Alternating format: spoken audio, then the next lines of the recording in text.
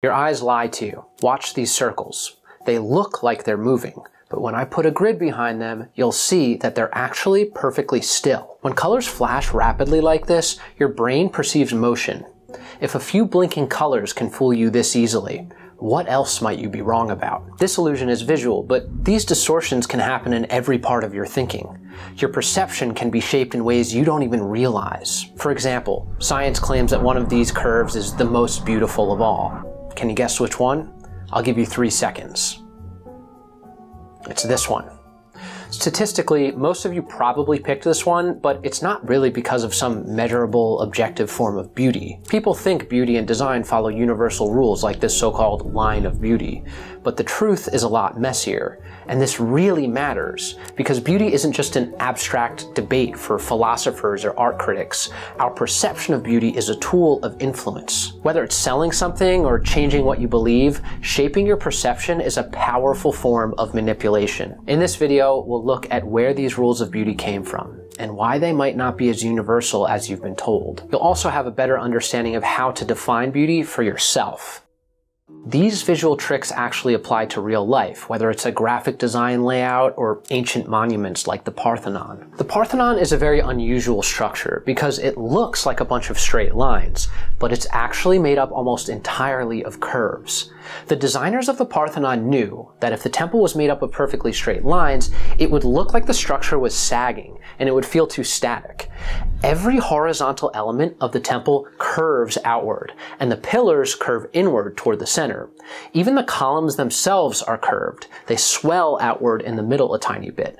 The structure wouldn't look right if the designers hadn't done this. This image exaggerates the Parthenon's optical corrections so they're easier to see. In reality, the adjustments are much more subtle. Even the column spacing changes. These columns at the corners were spaced slightly closer together compared to the ones in the middle. Designers understand how to create something that just feels right, even if the measurements don't add up. They know that your brain tries to make sense of what it sees in very strange ways. So let's go back and see how this applies to the line of beauty, and if this really is the most beautiful curve. In the 1750s, William Hogarth decided that these serpentine lines were the most beautiful because of the way they led the eye around in a continuous, almost figure-8 manner. What's weird is that Hogarth didn't really have any reason behind why this was the most beautiful curve. He just kind of decided it was true and no one really questioned it. His opinion ended up influencing art, design, sculpture, calligraphy, and even landscaping for several centuries. Now, I don't think he was completely wrong. S-curves can definitely be a great compositional tool. What I don't get is why he insisted that this specific line was the most beautiful. This is right around the time the BS alarms in my brain started going off. And it gets weirder. About 150 years later, American painter Henry Porr linked the line of beauty to the ideal curve of a woman's lower back. But here's the crazy part. Henry Porr actually changed the shape of the supposedly perfect line of beauty to make it match his vision of the perfect butt. If we overlay Hogarth's line of beauty on top of Porr's line of beauty, they're not even the same curve. And a century after that, scientists found that Porr's new line of beauty matched the optimal lumbar curve of a woman's lower back. This butt is supposedly the evolutionary ideal for pregnancy because it helps shift a woman's center of gravity back over her hips while she's pregnant. It reduces strain while bending over to forage for food. The idea is that we liked this curve because it signaled fertility. Now, at this point, I was really skeptical. I don't think these studies tell us much about aesthetics. What they do reveal is that if you give a man a research grant and a vague interest in beauty, he'll find a way to study women's butts. Here's the truth from a designer's perspective. Let's first address the obvious. Women's butts are 3-dimensional, and the line of beauty is 2D. This is where the whole idea of a perfect curve falls apart. We live in 3 dimensions, not on a flat piece of paper. If I rotate the curve even slightly, it's a different shape. And if you sneak a quick look at a woman's backside, emphasis on quick, you little creep, the shape of that curve depends entirely on posture, motion, and your point of view. It's never static. When people compare the line of beauty to the curve of the ideal woman's lower back, which version are we talking about? Is she standing straight? What's happening with the lighting? What happens when she turns her body slightly? That curve is changing constantly. Trying to assign a universal rule to something that literally shifts with every movement is impossible. Car designers dedicate every waking moment of their lives to understanding how compound curves interact in 3D space. When some guy rolls in and says, "Oh yeah, just use this line of beauty," it undermines the rigorous training that so many professional designers go through. Making something look beautiful from one angle is difficult enough, but making something look beautiful from every angle in 3D space is almost impossible. If beauty were as simple as following a few rules, we wouldn't have so many ugly cars on the road. I have some car designer friends and you'll see them crouch down and bob their head up and down like some kind of weird owl. It looks really strange, but they're literally watching how reality bends across a curved fender. But this still doesn't address one important fact. In one experiment from a few years ago, it was found that the line of beauty was, in fact, the most beautiful, according to people polled. I ran the same poll in my Discord. It's not exactly peer-reviewed, but sure enough, the line of beauty came out on top by a pretty wide margin. People consistently picked it as the most beautiful curve, just like in the published study. Let's figure out what's going on here. There's one thing I've learned in my design career, it's that beauty isn't hardwired. It's shaped by context, familiarity, and sneaky little psychological tricks that designers use all the time. I'll show you one trick after a word from our sponsor, AnyDesk. If you're a designer, creative, or editor working across multiple devices, AnyDesk might be the best tool you're not using yet. I've been integrating it into my workflow and it's kind of a game changer. With AnyDesk, I can remotely access my editing rig from my laptop. The connection is so fast and responsive, it feels like I'm right there in my office. And it works on Windows, Mac OS, and all these other platforms. And because AnyDesk uses a proprietary codec, the image quality stays sharp, even in remote areas or on spotty Wi-Fi. Audio pass-through means I can scrub and edit YouTube videos remotely, and thanks to 99.98% uptime, I know I can rely on it.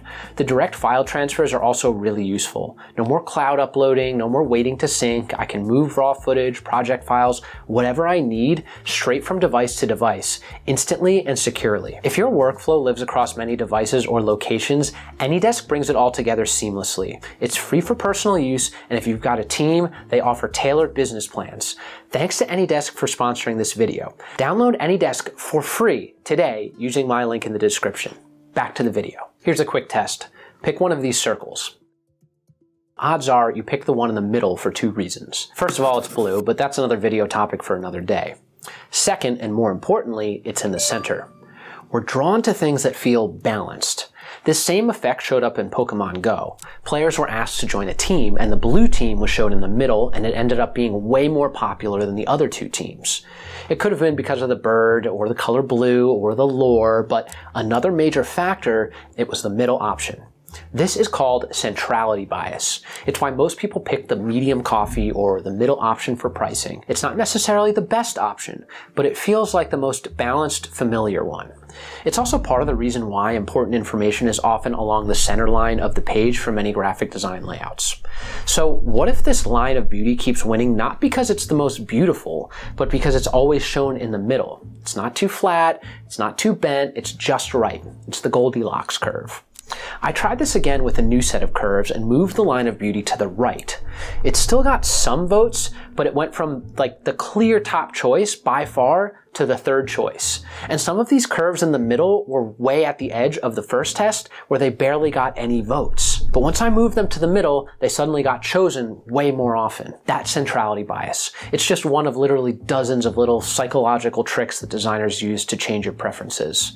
Composition is another important factor. As some commenters pointed out, when all the curves are on screen at once, the spacing between them actually affects how you perceive each one. Remember the Parthenon? It's full of subtle curves and asymmetries, but we perceive it as perfectly straight and harmonious because of the way the elements relate to each other. When it comes to aesthetics and proportions, all judgments of beauty are contextual. It's much more about the comparison and relationships than it is about looking at a random curve in isolation. The context changes the content, and it goes way beyond psychological tricks too. Knowledge changes your perception. Here's a simple example. This line on its own doesn't mean much, but if you turn it into a stock chart, anyone who bought that stock here is going to think that line is more beautiful than the Mona Lisa. The famous designer Raymond Loewy is known for saying, "The most beautiful curve is a rising sales graph." Here's another example. These Arabic letter forms sweeping across the page have a sort of beauty to them, but if you're able to actually read Arabic, it will completely change your perception. This is what it says in English, by the way. Now that you know what the letters mean, your perception changes. Knowledge and understanding profoundly impact the way we interpret beauty and meaning. In the late 1800s, Impressionist painters completely violated the rules of traditional academic painting, and instead focused on artistic self-expression. Critics called their work sloppy and unfinished, basically the painting equivalent of bad handwriting. The state-sponsored art exhibitions in France often banned Impressionists from showcasing their work. But now, these exact same paintings are hanging in the most prestigious museums in the world. The human brain hasn't evolved or changed since the late 1800s. Our collective perception is what changed. We now understand why these paintings were so special, and we have a new appreciation for the skill it took to make them. The more you understand what something means, the more it can change your perception of it. But what about designs that are considered timeless? They must be following some universal standard of beauty, right? Not really. In the West, timeless design is usually just mid-20th century corporate modernism. After the horrors of World War II, the idea was that using sans serif type and elemental forms was a universal language that would bring unity to all humankind. Yes, they actually believed this. Modernist design was a serious attempt to create a universal, timeless style. The brutal irony is that this style is instantly recognized as being from a very specific time period and culture.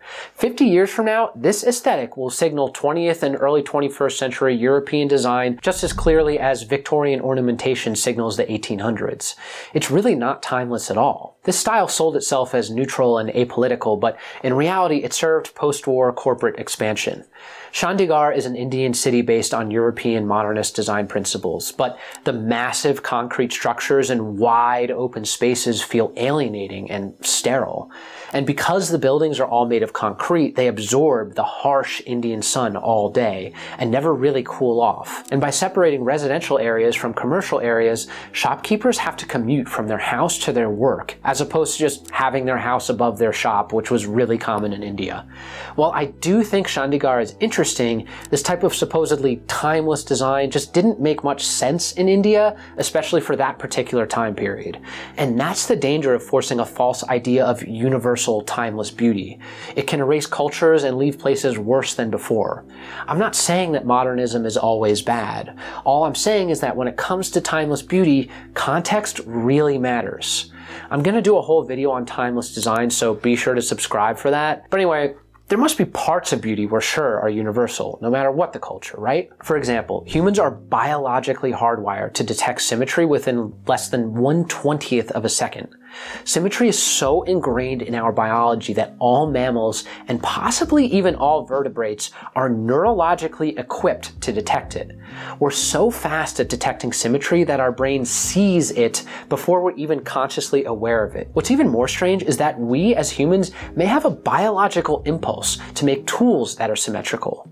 These Acheulean hand axes are hundreds of thousands of years old. There is no functional reason to make these axes as symmetrical as they are. Some researchers think that early humans made them symmetrical simply because they look more beautiful that way, but it's impossible to know for sure. This seems to be a uniquely human inclination. Other pre-human ancestors and even chimpanzees made hand tools, but they didn't sculpt them to be more symmetrical than what was functionally necessary. This extends beyond tools. Scientists claim that symmetry also greatly informs our concept of beauty when it comes to human faces. These researchers say that humans are genetically hardwired to see symmetrical faces as more beautiful, and this preference for facial symmetry transcends culture. No matter what the ethnic group and no matter what the age, symmetry is preferred. So is our concept of beauty informed by our biologically driven appreciation of symmetry? Maybe, but it's hard to say how much this genetic inclination affects it.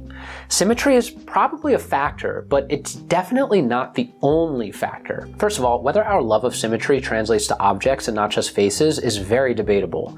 But surely, faces that are symmetrical are always more attractive, right? That's what the science says, but there are always exceptions. Just look at Ryan Gosling. He's a sex symbol, but look closely and you'll see his face is very asymmetrical. You can see it especially with his eyes. And look at what happens when we cover each half of his face. One side of his face says hypermasculine Bond villain plotting world domination, and the other side looks kind of like a friendly elementary school art teacher. If you mirror his face so it's symmetrical, you end up with two completely different people. There might still be hope for the rest of us with weird asymmetrical faces. Now, I think Ryan Gosling's asymmetry works in his favor. One side is super rugged, the other is friendly guy next door. Given his movie star status, many people clearly find this tension very alluring, although being a fantastic actor does help. Beauty isn't just about ticking off biological boxes like symmetry. It's more about hitting the equilibrium or balance. And the concept of balance shifts wildly depending on the context. Going back to the Parthenon, it wasn't built with perfect geometric balance. It was built to look perfectly balanced to the human eye, which is a completely different thing. So when humans find something that feels beautiful, we have this weird compulsion to turn it into a rule of the universe. We try to come up with one magic number, one curve, one proportion. We've shown how this can be very misleading, but there's one set of supposed rules of beauty that are particularly absurd. It's created an entire cottage industry of people drawing rectangles and spirals over everything from the Mona Lisa to corporate logos, insisting that it's all part of some ancient cosmic code. And if you've ever heard someone say, well, of course it's beautiful, it follows the golden ratio, well, buckle up, because I'm going to ruin that for you. Okay, so this one is so completely over the top insane that I don't even know where to start. But basically, the golden ratio, the Fibonacci sequence, the golden spiral are all connected in a way that I barely care enough to explain. Essentially, the ratio of a golden rectangle's long side to its short side is about 1.618 repeating infinitely. If you put another golden rectangle here, then another here, then another here, over and over again, you eventually can draw a curve to each intersecting edge to create what is called the golden spiral. And there are a bunch of other fun things you can do with this ratio too. This proportion and spiral is sometimes found in nature, and it was first studied by the ancient Greeks. It didn't get a fancy rebrand as the golden ratio until thousands of years later in the 1800s. And over the years, it sort of achieved this reputation of being found all throughout nature and the rest of the universe. It was even renamed the divine proportion at one point. It's viewed as this universal key to achieving beauty and balance. I found an Instagram reel that kind of encapsulates everything wrong with how people understand the golden ratio and sacred geometry in general. This reel ends with a sales pitch to sign up for a course for something, and there's nothing wrong with trying to make money or sell something, but doing so in a way that ignores the concrete facts of reality is harmful for everyone. As long as there are gaps in our knowledge, there will be people making up answers because it gives them power and influence, or they just think it sounds cool even if it isn't actually true. So, let's go through the reel. Sacred geometry is often dismissed as just a mystical concept, but it's the mathematical language of the universe. Ancient civilizations knew this, the pyramids, temples, even nature itself. Spirals, hexagons, fractals, all built on this divine proportion. Just a quick note, please do not harass this person. Don't leave mean comments on her videos. Let's just talk about the ideas here. So anyway, you'll hear people say the golden ratio is hidden in everything, but it's actually very easy to disprove all of this. Let's take a look at the classic Nautilus shell example. Surely, the most commonly cited example must match the golden ratio, right? Nope, it's not the same spiral. Let's try a galaxy spiral. Nope. How about a hurricane? Nope. These are all logarithmic spirals, but they aren't golden spirals. Most of the other examples she mentioned don't really work either. In fact, I don't think any of them do. Maybe one or two. The thing is, you can fit a golden ratio rectangle in pretty much anything if you try hard enough. And it's important to remember that the golden ratio is a very specific number. It's not 1.6, it's not 1.5, it's not 1.62, it's 1.618 with a bunch of endlessly repeating decimals after that. Now, it is true that the ratio does sometimes appear in nature. Seed patterns in sunflowers follow the golden spiral, for example, but its significance is extremely over-exaggerated. Let's see what else our favorite woo-woo influencer has to say. Neuroscientific studies have shown that certain geometric patterns found in nature and architecture can induce theta brainwave states, the same frequency linked to deep meditation, intuition, creativity, and altered states of consciousness. This one is especially annoying because I know she didn't even bother to read the study that she's citing. Luckily, I did. The paper says that certain primitive shapes made of certain materials might have an electromagnetic resonance that's aligned with theta wave frequencies found in the brain. But we don't even know how or if those resonant frequencies affect us. And the whole thing was done in a computer simulation. They never actually built any structures and tested it on humans. Whether any of this has an effect on people's moods is completely speculative. If you actually want to design a space that changes how people feel, you don't need mystical geometry. You just need the stuff architects and designers already use every day with real, observable results. Things like lighting, materials, furniture choice, interior layout, colors, architectural style. These are things that actually can affect your mood. Also, the study she cites says that deep meditation, intuition, and creativity all happen at different brainwave frequencies. They're not all magically tuned to the same cosmic signal like she's claiming. Ancient cultures harnessed sacred geometry in their architecture and their art, not for aesthetic, but to align with the cosmos' inherent order. By embedding these patterns into their surroundings, they facilitated spiritual experiences in connection to the cosmos. This one is just false. You see people overlaying spirals and rectangles on top of things that clearly don't line up. It has no connection to the cosmos. It wasn't even called the golden ratio or the divine proportion until the last couple hundred years, way before these ancient structures were created. You hear people say the Parthenon was designed around the golden spiral or the golden ratio, but the Parthenon isn't even close. As we already discussed earlier, the columns and details were all different lengths. But even forgetting all that, you can literally just overlay the golden rectangle on a photo and see it doesn't fit. There's a reason why all the lines are so thick in those diagrams, by the way. They're hiding the fact that it doesn't quite match up. This goes on and on. There are just endless examples. Pretty much every example she shows is not even using the golden ratio. What's crazy is that there are thousands of Instagram reels, TikTok videos, and websites talking about this. The level of collective misinformation on the subject is absolutely insane to me, and I can kind of forgive some random person on Instagram for making these bogus claims. But what's really crazy is the way even respected professors and scientists with published papers will confidently spread nonsense about this whole thing. They cite several examples where the golden ratio is found in art and nature, which we've already mentioned isn't true. I found this in an academic paper though. Like, have some standards, guys. Now look, I've made similar mistakes on YouTube. I don't get everything right all the time, but this is just taking things too far. Looking at this study about the golden ratio found in pufferfish nests, the way they measure the circles seems completely arbitrary. Like, where is the actual edge here? The other peaks don't even follow a golden ratio, just those two, and even then, most of them aren't even the golden ratio according to their own measurements. So many seemingly credible sources make wild claims in order to stretch the truth and prioritize shallow but flashy research that sounds cool but isn't actually true. Honestly, the fact that a little fish built these structures is incredible. You don't need to arbitrarily inject the golden ratio into it to make it special. That's why I don't really understand this fascination with it. Why do we need there to be one proportion to explain everything? Why isn't nature amazing and awe-inspiring enough on its own? Why do we need to ascribe some weird laws of the universe thing to it all? There's no need to ascribe a hidden proportion in order for something to be beautiful. You can just appreciate beauty with your own eyes. Design rules are good as a starting point, but as you refine your sensibilities, they become less and less relevant. There are so many designs that deliberately violate so-called best practices, just like the Impressionist painters of the 19th century.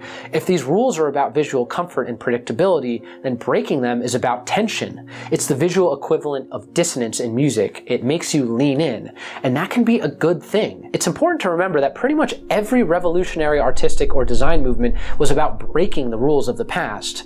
There's incredible value in trying to achieve beauty. The fact that it's so hard to define is honestly what makes it so special.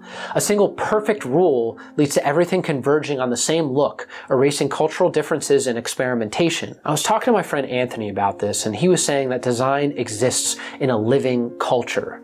Good designers ask, what is beautiful in this moment of living time? They tap into their technical prowess, their cultural understanding, their personal expression, and find ways to make it relevant to the current moment. There absolutely is a line of beauty, but that line shifts with the people and the culture. It lives and moves within all of us. These videos take hundreds of hours to make. I read 1,000+ pages of articles and books, I talk to industry experts, and I reflect on my 15 years of experience in the design industry. If you like these videos and you want to help build a place where design and culture is discussed with depth, and honesty, then consider supporting me on Patreon. You can sign up for a few dollars a month, and as a show of thanks, you get early access to my videos, plus a behind-the-scenes commentary video. My plan is to slowly transition to a more audience-funded model for this channel. That way we can talk about the things that you care about. I want to give a huge shout out to my patrons on Patreon right now. I sincerely appreciate your support. I couldn't do this without you. I hope you learned something and have a great day.